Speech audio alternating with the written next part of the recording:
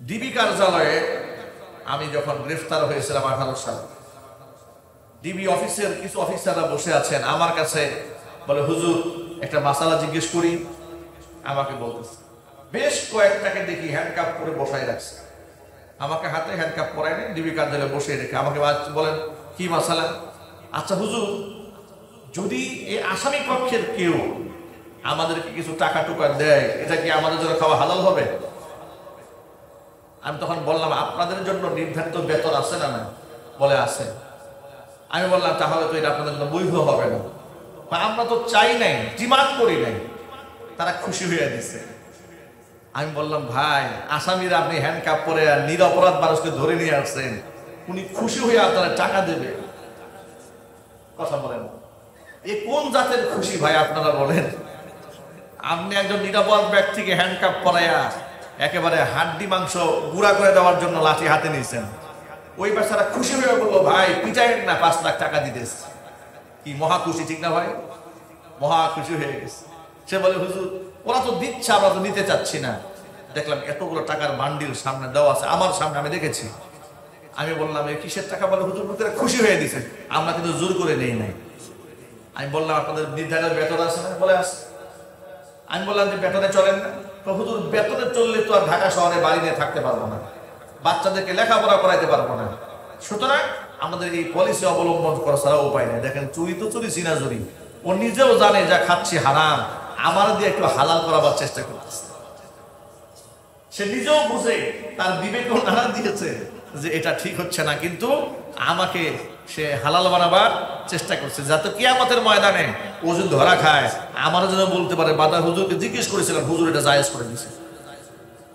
আমি বললাম, ভাই এটা তো ঠিক হবে না। আমি মনে মনে বলতেছি, ঠিক হবে না যে বলতেছি, আবার আমার বিরুদ্ধে কোন ষড়যন্ত্র, মুসিবত, চলো মুসিবত, বাস্তবতা। সুতরাং এগুলা থেকে আমাদের বের হয়ে আসতে হবে। মনে রাখবেন, যারা হারাম ইনকাম করে তাদের সংসারে কোনো সুখ থাকে না। এই মূলনীতিটা মনে রাখবেন সব সময়। যারা হারামখোর হয় তারা পারিবারিক ভাবে অশান্তির আগুনে দাও দাও করে জ্বলতে থাকে। তাদের সন্তানেরাও সুদখোর, ঘুষখোর, বাবার প্রতি কোনো শ্রদ্ধা থাকে না, কোনো সম্মান থাকে না। আপনাদেরকে ফর এক্সাম্পল একটা উদাহরণ দিয়ে বলি বুঝার জন্য। আপনারা ছাগল কাণ্ডে, হ্যাঁ, এক বড় সরকারি কর্মকর্তা, ইনকাম ট্যাক্সের অফিসার মতিউর রহমান আছে না, এটা নিয়ে গোটা বাংলাদেশে খুব তুলপার হয়ে গেল। 12 লক্ষ টাকার ছাগল কিনতে গেছে ছেলে, এবারে গরু টুরু মিলা প্রায় 60-70 লাখ টাকার কেনাকাটা করেছে, গরু ছাগল কিনেছে, শখ পূরণ করেছে। এরপরে দামি দামি গাড়ি, প্রাডো গাড়িতে অল্প বয়সের ছেলে চলে। এগুলা হাত দিতে গিয়ে, কেঁচো খুঁড়তে গিয়ে বের হয়ে আসলো সাপ। খোঁজ খবর নিয়ে দেখা গেল এই লোক একাধিক বিবাহ করেছে। এক বউয়ের এক পক্ষ জানেই না উনি ঢাকা শহরে আরেক বিবাহ করে সন্তানাদি আছে। পেঁচটা কোথায় লাগলো? বিদেশে তার প্রথম পরিবারের মেয়ে থাকে, বিদেশে সেটেল। পত্রিকাতে পেলাম, এই যে গাড়িতে চলে, গাড়ির দাম 4 কোটি টাকা। 4 কোটি টাকার গাড়িতে চলছে বাবার টাকা দিয়ে। সেই মেয়ে যখন জানতে পারলো বাবার আরেকটা পরিবার আছে, সেখানে ছেলে টেলে আছে, এবার মেয়ে ফোনালাপ ফাঁস হলো। মেয়ে বলল, বাবা আমাদের উপর জুলুম করেছে, বাবাকে আমরা ছাড়বো না। দেখেন, বেচারা ঘুষ খাইয়া শান্তিতে যায়। এত ঘুষের টাকা দেয়, অন্যায় টাকা দেয়, মেয়েকে গাড়ি কিনে দিয়েছে 4 কোটি টাকা দিয়ে। সেই মেয়ে বলে, বাবা আমাদের ঠকিয়েছে, বাবাকে আমরা ছাড়বো না। তাহলে এর দ্বারা কি বোঝা গেল? আপনি হারাম টাকা দিয়ে আপনার সন্তানদেরকে যত খুশি করতে চান, খুশি করতে আপনি পারবেন না।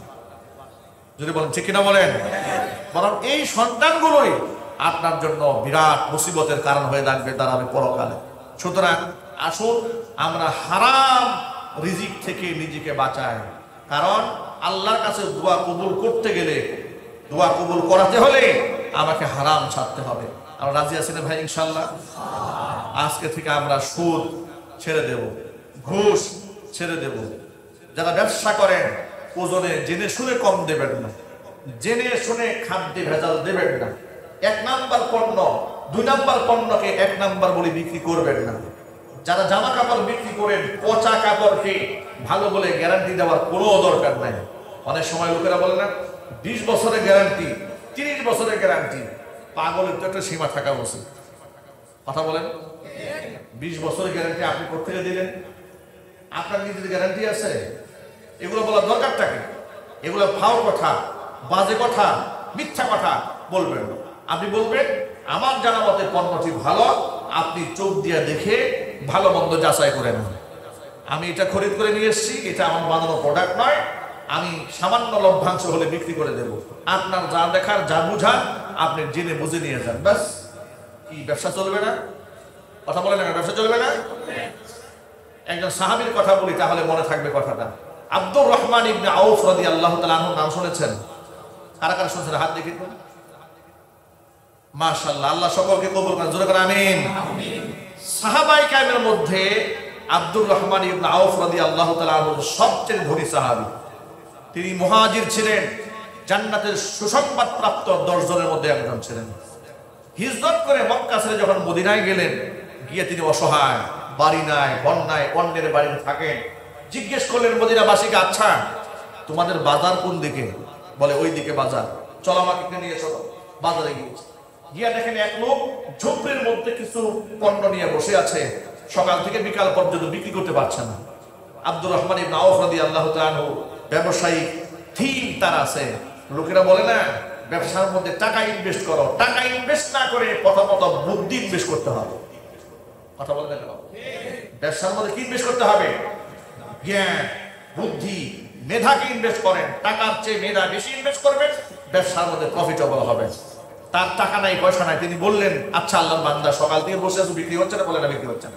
আচ্ছা তুমি কি এই পণ্যটা আমার কাছে বাকিতে বিক্রি করতে পারবে? ভাইয়া নিশ্চয়ই পারবো। কত টাকা? এত টাকা।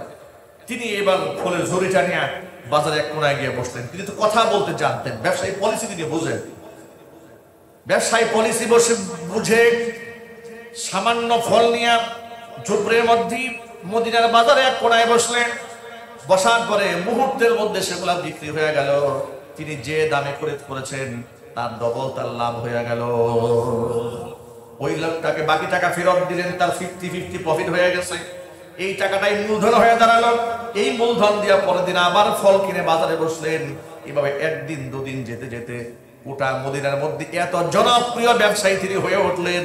মদিনাবাসী এক ডাকে তার নামটা সকলে জানতো, আব্দুর রহমানের নাও।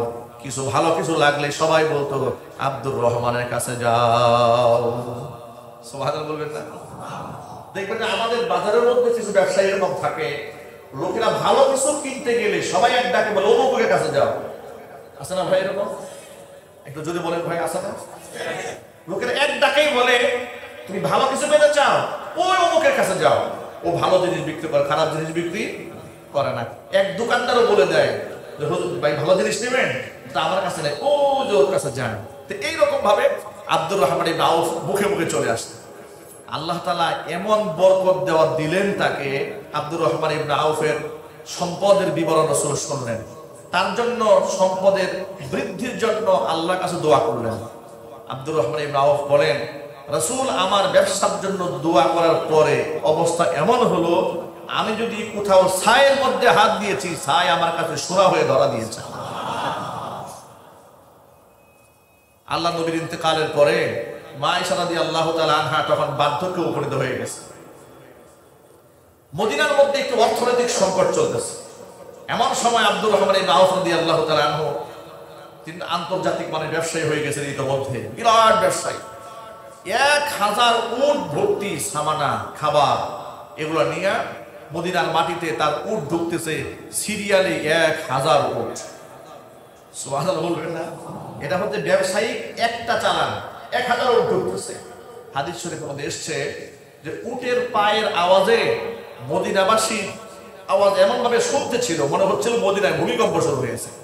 এত উট একসাথে আসতেছে, মদিনার মধ্যে শহরে ঢুকতেছে, প্রত্যেকটা উট ভরা মালামালে ভরপুর। এই দৃশ্য যখন আয়েশা রাদিয়াল্লাহু তাআলা আনহা আওয়াজ শুনতে পেলেন, জানালার ফাঁক দিয়ে একটু দেখলেন এগুলা কি, দেখলেন সিরিয়ালে উট যাচ্ছে, উট যাচ্ছে, উট যাচ্ছে। জিজ্ঞেস করলেন এগুলা কার? মা আয়েশাকে বলা হলো আব্দুর রহমান ইবনে আউফের। এটা শুনে মা আয়েশা খুব খুশি হলেন। তিনি বললেন আল্লাহ তাআলা আব্দুর রহমান ইবনে আউফের সম্পদে আরো বারাকা দান করেন। এই কথার আওয়াজটা আব্দুর রহমান ইবনে আউফের কানে চলে গেছে।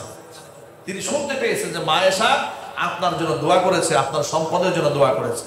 আব্দুর রহমান ইবনে আউফ রাদিয়াল্লাহু তাআলা আনহু, আল্লাহ পাক তাদেরকে কেন সম্পদ দিবেন না বলেন? যখন শুনেছেন রাসূলের স্ত্রী উম্মুল মুমিনিন মা আয়েশা তার সম্পদে বারাকার জন্য দোয়া করেছেন, তিনি বলেছেন এই 1000 উট ভর্তি যত খাবার আছে সব আমি আল্লাহর রাস্তায় ফ্রি সদকা করে দিলাম। মা আয়েশা আমার জন্য দোয়া করেছে, সুবহানাল্লাহ বলেন তো। আচ্ছা, তাদের অন্তরটা কতটা শিশুর মতো কোমল ছিল, কতটা উদার ছিল, কতটা মহব্বত ছিল। রাসূলের স্ত্রী আমাদের মা আমার জন্য দোয়া করেছে আমার সম্পদের জন্য, এগুলা দেখে তিনি খুশি হয়েছেন, এগুলা আর বিক্রি হবে না, সব মানুষের মধ্যে ফ্রি বিতরণ করে দাও। আল্লাহু আকবার বলেন। এইভাবে হালাল রিজিক অর্জন করেও পৃথিবীতে মানুষ সম্পদশালী হতে পারে। সুতরাং যত ব্যবসায়ী এখানে আছেন তাদের জন্য আমার ছোট্ট সবক, আল্লাহ রাসূল বলেছেন ইউহশাবুত তুজ্জারু ইয়াউমাল কিয়ামাতি ফুজ্জারান, ব্যবসায়ীদেরকে কিয়ামতের দিন পাপিষ্ঠ রূপে উঠানো হবে। ইল্লা মানিত্তাকা, তবে যারা পরহেজগার ছিল সেটা ভিন্ন জিনিস। যারা পরহেজগার ছিল, যারা সৎ ছিল, তারা ছাড়া যত ব্যবসায়ী আছে সমস্ত ব্যবসায়ীরা হাসরের মাঠে দাঁড়াবে পাপিষ্ঠ ব্যক্তিদের কাতারে। চিৎকার দেখো নাউজুবিল্লাহ। আল্লাহ রাসূল আবার বলেন, শোনা, আত্তাজিরুস সাদুকুল আমিন মা'আন নাবিয়্যিন ওয়াস সিদ্দীকিন ওয়াস শুহাদা, সত্যবাদী আমানতদার ব্যবসায়ী যে ব্যক্তি হয় কিয়ামতের দিন ওই ব্যবসায়ীর হাসর হবে নবীদের সাথে। সত্যবাদী ব্যবসায়ীর হাসর হবে শহীদদের সাথে, সত্যবাদী ব্যবসায়ী ব্যক্তিদের হাসর হবে সালিহিনদের সাথে। সুতরাং ব্যবসায়ীদের মর্যাদাও ইসলামে আছে না নাই?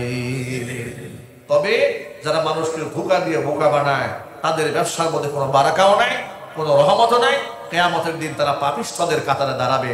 আল্লাহ তাআলা যেন হারাম রিজিক থেকে বেঁচে থেকে হালালের মধ্যে অবিচল থাকার তৌফিক আমাদের দান করেন। আল্লাহ তাআলা আমাদের মনের সকল নেক আশা পূর্ণ করে দেন।